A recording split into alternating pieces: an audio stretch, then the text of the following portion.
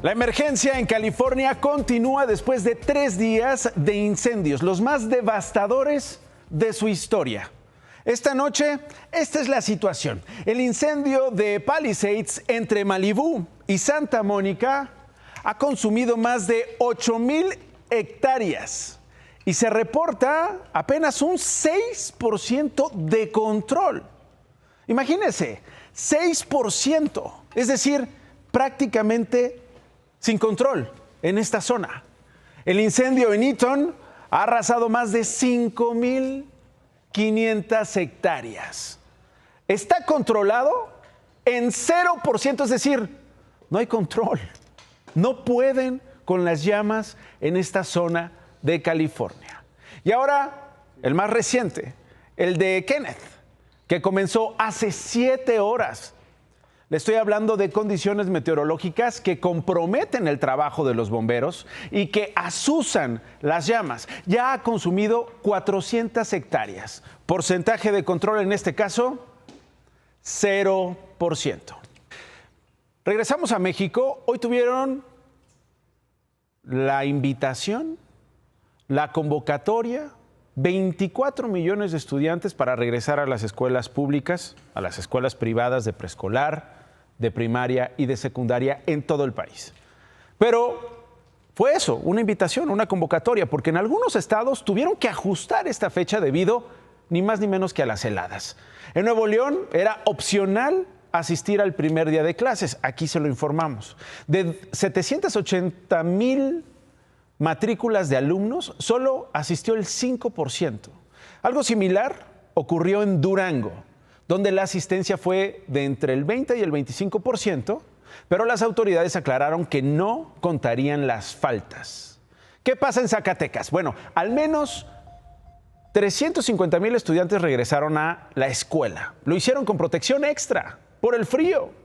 Pero como se prevé que las heladas se intensifiquen, las autoridades educativas no descartaron que haya clases presenciales o modificación en los horarios de entrada de las escuelas. Sonora. Se suspendieron las clases en 41 municipios. En el resto, es decir, 31 municipios, se ajustaron los horarios para que el turno matutino, entre 1 hora más tarde, pues tenga el registro de entrada de los alumnos con esta tolerancia de 60 minutos. Y el vespertino pueda salir también a 1 hora más temprana, es decir, 60 minutos antes. Chihuahua, la suspensión fue generalizada. Se aplicaron desde hoy hasta mañana clases virtuales. Se espera que ambos estados reanuden la modalidad presencial hasta el próximo lunes. Y es que Chihuahua es uno de los estados más afectados por este frente frío. Todavía se prevén temperaturas de hasta menos 15 grados en las zonas serranas. Hasta esta tarde, al menos 17 tramos carreteros estuvieron cerrados por la nieve que cayó. En Ciudad Juárez, otra persona en situación de calle murió por hipotermia. Es la tercera víctima en esta semana.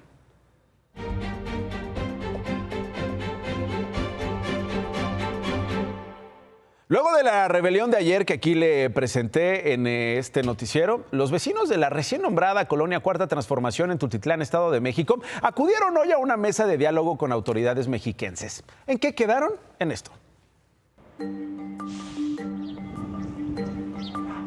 Eso ya es una burla para todos nosotros. En vez de estar gastando en ese tipo de letreros, nosotros no tenemos drenaje, no tenemos agua, no tenemos calles, como lo puedes ver. Son servicios básicos que tenemos que tener como sociedad. Aquí estaba uno de los letreros que nosotros retiramos porque no se nos hace justo que sin ninguna notificación, sin ningún previo aviso, la señora haya llegado y hayan empezado a cambiar nombres de calles, de colonia y la nomenclatura. ¡Dispárale, güey! ¡Disparen, cabrones! ¡Traemos reporteros! ¡Dispárale, güey! ¿Ya vieron cómo detonaron?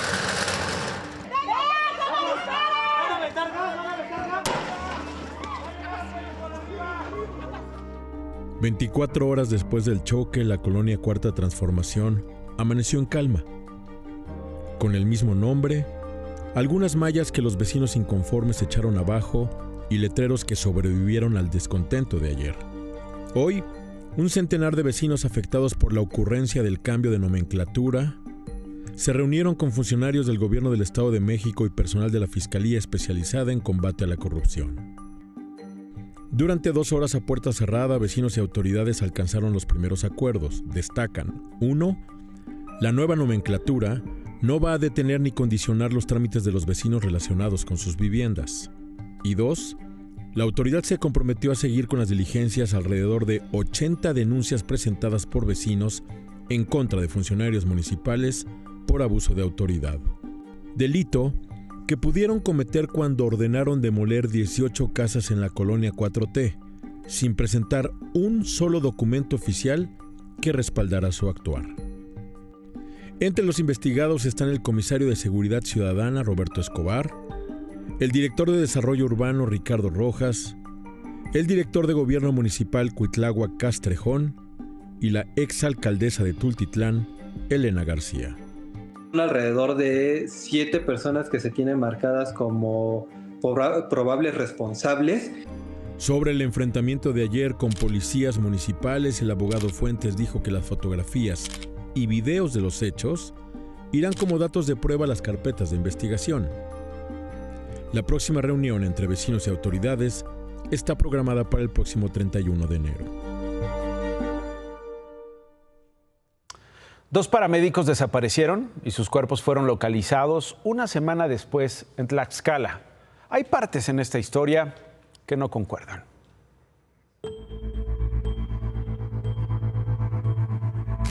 Yareli Morales, de 31 años, y Adán Hernández, de 26, eran paramédicos en Puebla y Tlaxcala los fines de semana.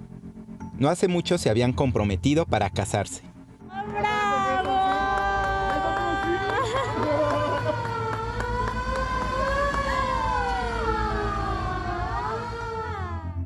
Pero la noche del viernes 27 de diciembre desaparecieron en Tlaxcala. Yareli todavía platicó por WhatsApp cerca de las 8 de la noche con su futura comadre Carla, pues sería madrina de recuerdos de la fiesta de primer año y bautizo de su hija en Puebla. Yareli le dijo a Carla que al llegar a su casa le mostraría los recuerdos. 2 horas después le envió las fotos, por lo que su amiga supo que ya estaba en su casa. Su última conexión fue a las 11:47 de la noche y jamás volvió a contestar, ni a ella ni a su familia. Que fueron a Fiscalía de Tlaxcala y les dijeron que todavía no pasaban pues las 72 horas y no podían iniciar una búsqueda porque pues, no había transcurrido ese tiempo. Estuvieron desaparecidos una semana hasta que el viernes 3 de enero sus cadáveres fueron encontrados en un edificio en Tenancingo, en Tlaxcala. Inicialmente lo que decían es que la causa de muerte era por intoxicación. No sonaba tan lógico. Comentaban que ellos tenían pijamas, ambos estaban juntos, pero ninguno de ellos vivía en ese departamento. Amigos de la pareja rastrearon los celulares de ambos. Solo encontraron que el de Adán aparecía en un terreno baldío en Tecamachalco, en el estado vecino de Puebla, a 1 hora de distancia de donde fueron encontrados. Los primeros reportes sugieren que pudieron morir intoxicados tras consumir un desparasitante que habrían mezclado con otro medicamento y que generó una reacción similar a un veneno.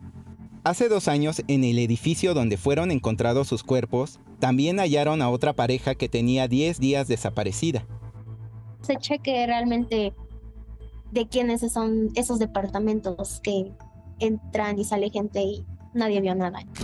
Y aunque ya pasó casi una semana desde que fueron encontrados los cuerpos, la Fiscalía de Tlaxcala no los ha entregado a sus familiares. Lo que pedían los familiares que ya les den los cuerpos para ya poderlos despedirlos y ellos también ya estar tranquilos, en paz, porque ya fue mucho el hecho de tenerlos lejos. Que se haga justicia. La Fiscalía de Tlaxcala todavía no ha dado a conocer un informe oficial sobre qué ocurrió con esta pareja. Señalan que por el estado de descomposición de los cadáveres les ha sido complicado realizar las necropsias, por lo que mandaron muestras a otras instituciones para tener análisis certeros. Hoy temprano se informó de los trabajos en materia de seguridad en los primeros 100 días de la administración de la presidenta Claudia Sheinbaum. El promedio diario, según el gobierno federal, de homicidios dolosos disminuyó 16.3% entre los meses de septiembre y diciembre pasados.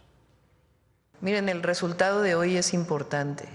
Es 16% menos de homicidios de septiembre a diciembre.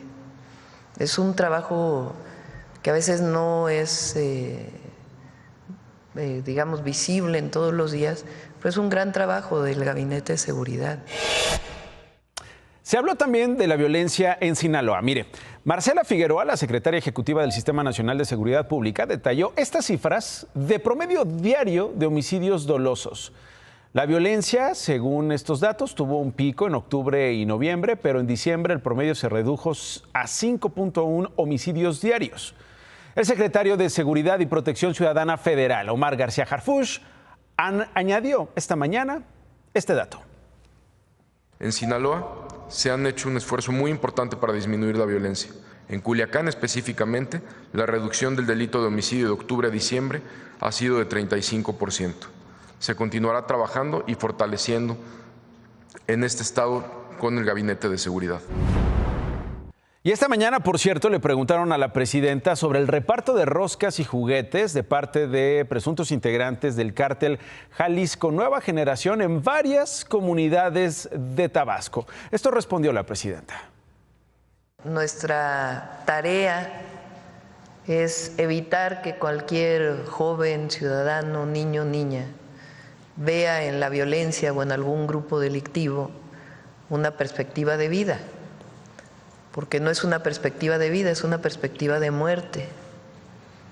Entonces nos corresponde evitar y hacer toda la atención a las causas para que no haya una apología de la violencia. Nosotros construimos paz. Bueno, esta semana en México conocimos la historia de la generala brigadier de Justicia Militar Mariana de la Cruz Sánchez.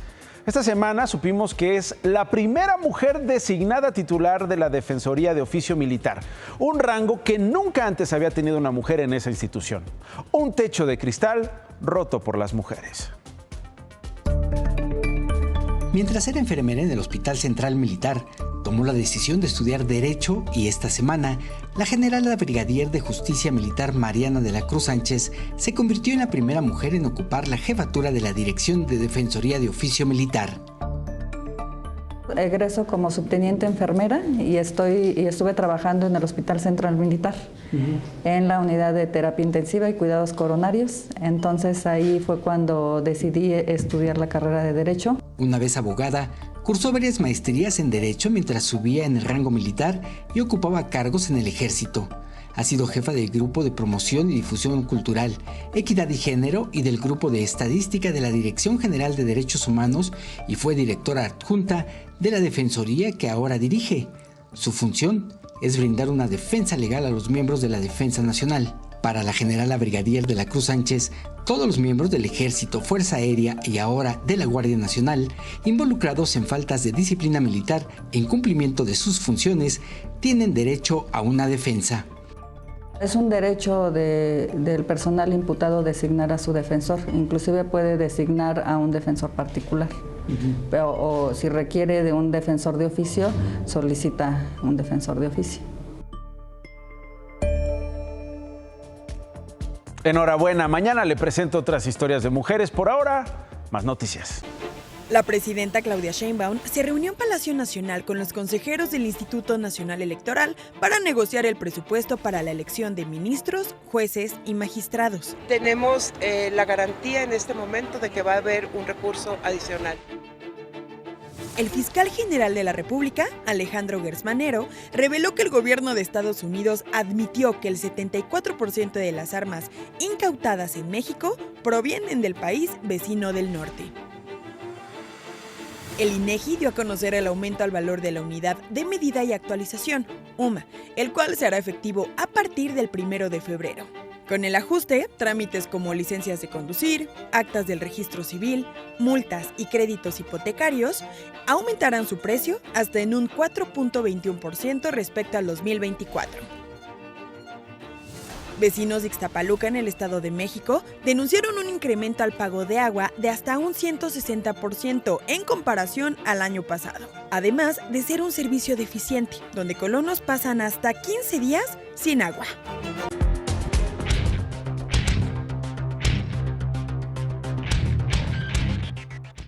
Durante una muy buena parte del año estuvimos muy preocupados por la inflación, muy tensos, muy ávidos de saber si iba a funcionar o no la política monetaria del Banco de México. Y cuando vemos los números, le salió bastante bien. 4.21% aumentó la inflación durante el año pasado. ¿Y esto cómo compara? ¿Cómo estamos parados con, por ejemplo, los otros sexenios? Tomemos las cifras de todos los sexenios. Pues resulta, miren nomás, 33.9% en la época de la Cuarta Transformación, 27.9% con Peña Nieto, 28.5% con Felipe Calderón y 29% con Fox. Es decir, midiéndolos por inflación, pues perdió la Cuarta Transformación, perdió. Hoy vemos que ciertamente la inflación está llegando a una disminución. La parte más importante que está bajando es el corazón de la inflación, que se encuentra ahí por el 3.5%, y eso permitirá que el Banco de México continúe disminuyendo las tasas de referencia. Durante la reunión de política monetaria, la última del año pasado, ya hablaron de bajarla más de 25 puntos base. Habrá que esperar. Échame la cámara. ¿Ustedes se acuerdan por qué no subía el salario mínimo? Porque las multas y recargos estaban vinculados con lo que hoy es la unidad de medida y actualización, que nada más va a aumentar lo que aumentó la inflación. ¿Cómo ves, Nacho? ¡Feliz año! ¡Feliz año, David! Más noticias. La presidenta Claudia Sheinbaum presidió la primera reunión del Consejo Asesor de Desarrollo Económico Regional y Relocalización como parte del Plan México. En el encuentro, empresarios adelantaron que habrá anuncios de inversión privada. Tenemos que apostar a México. Vamos a hacer que sea la mejor época de México. Una nueva caravana migrante salió de Tapachula, Chiapas, con dirección a la frontera norte. En su mayoría, los migrantes son de nacionalidad venezolana, ecuatoriana y cubana. En los próximos días, se prevé que otras 2 caravanas salgan del sur del país. La Procuraduría Federal del Consumidor colocó las primeras lonas con la advertencia a la ciudadanía de no cargar gasolina porque se vuelan la barda con los precios en estaciones de Nuevo León, Durango y Guanajuato. Fue vinculado a proceso el hombre de 23 años que mató a sus padres y hermana la madrugada del 6 de enero en la alcaldía Tláhuac, en la Ciudad de México. En audiencia celebrada hoy, un juez imputó al joven los cargos de feminicidio y homicidio en agravio de sus familiares. Con esto me despido. Gracias por elegirnos. Se queda con ¿Qué importa? Buenas noches.